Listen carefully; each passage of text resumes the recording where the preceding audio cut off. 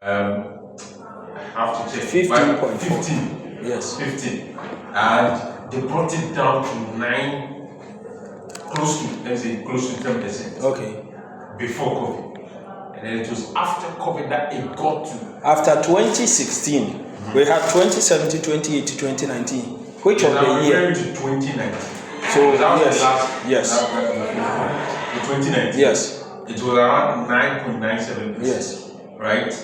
And even in 2020, it was around 9.89. Okay. So the argument is that you guys left us a higher inflation, and then you go to 54 after COVID, and then you say it is you, the inflation is because. Okay. I'm going to check the figures.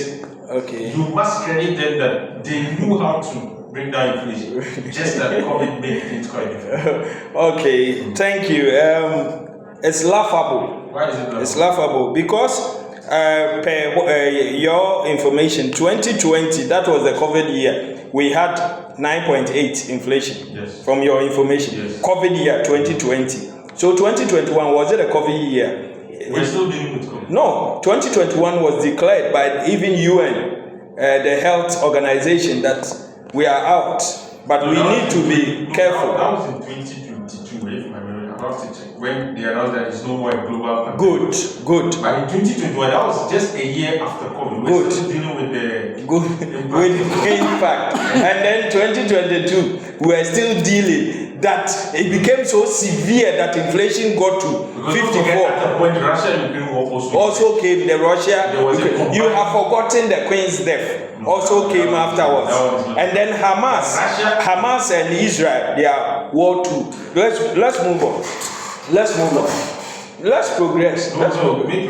You see, if you decide yourself not to listen to the truth and to listen to lies, these liars will keep on lying for them. Senior, what have I said? Who? I'm referring to who? You know I'm not scared. If I want to say anybody is lying, if you decide, it was a statement, and if you decide not to heed to the truth but to lies, liars will lie to you. And you are saying, no. Why? So who are you referring to? It's a statement I've made. Let me progress. Okay. You see, these people want to, the NPP and the administration, they want to keep on deceiving people. How many years on? 3 years on after COVID. Even the COVID year, when our borders were locked, how inflation was single digit. And they want us to applaud them because they brought it from 15 to 9. The reason they are doing that, when COVID struck, every country blocked their borders. So at that point in time, importation was not happening as it used to. Now, it was after COVID that, yes, because of the lack of access to these countries, then it opened the countries and people were importing significantly. That partly ballooned our inflation to something.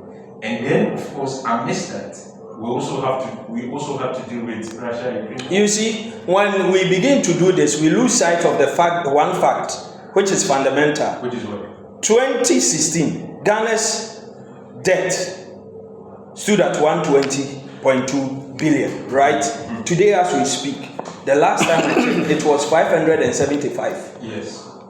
How much has been added? 455 billion has been added on. Yes.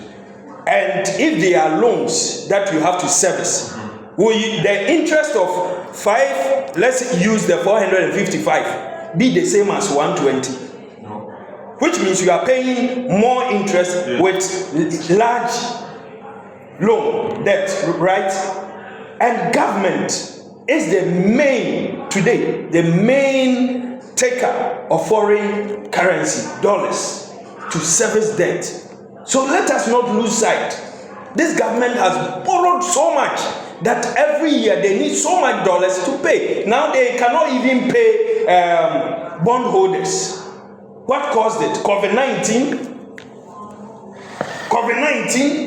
Today, bondholders, pensioners, some interest, even foreign bondholders.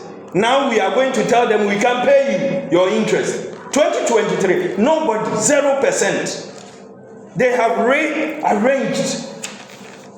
And you are telling us that we should still sit here and blame COVID and not the managers of the economy. Who has been borrowing? Are we borrowing because of COVID?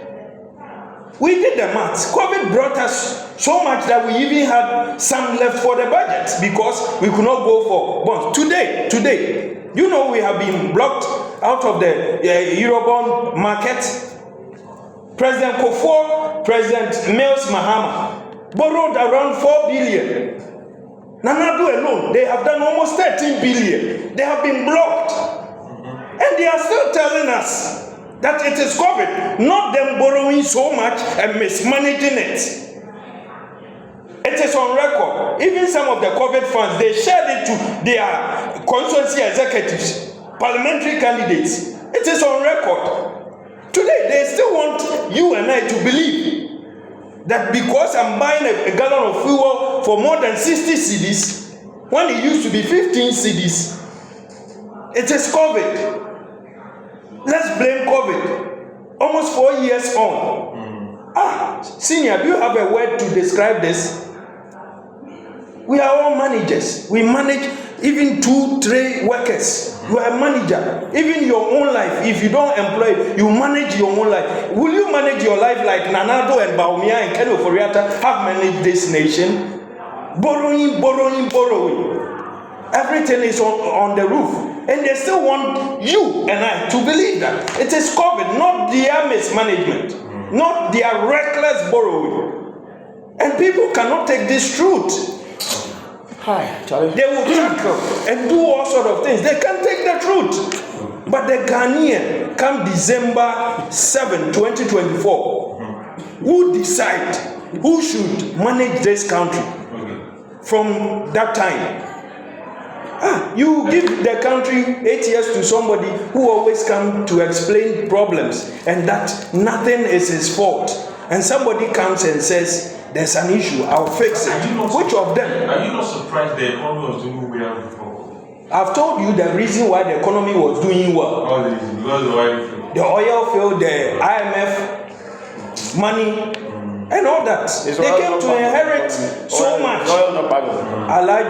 Alaji, whatever you say here, I don't like it, but I will give you your respect. Why? You walk out and do all this. Why? If I walk out, is it your It is your right. If I walk but don't talk once I'm talking. I will stop you from talking. Evangelist, I'm listening to you. So as I talk, you can talk. I will stop you. It's 40 years. So my brother, these are some of the things that Ghanaians have to deal with. But come 7 December, they must make a crucial decision. You and I are suffering. There are only a few in government who every month are getting so much. A few. And they want you to relax. When the mandate is yours to be given to anybody, you decide. I beg you, enough of the arrogance, enough of the intolerance. Ghana belongs to you and I. Doing the listening this morning, let us vote out the NPP. Anytime you get the opportunity, vote them out. They will go and learn some humility and respect. The power does not belong to them. They came to us begging. Now they have it. And they are too full of themselves that they cannot even listen to us. When we speak, they come and attack us for speaking our minds. When they do not fuel our cars, nor pay our children's school fees. I'm speaking for every Ghanaian reader listening. This morning, even callers were being attacked. Your callers. No, you can disagree. You know where you attack.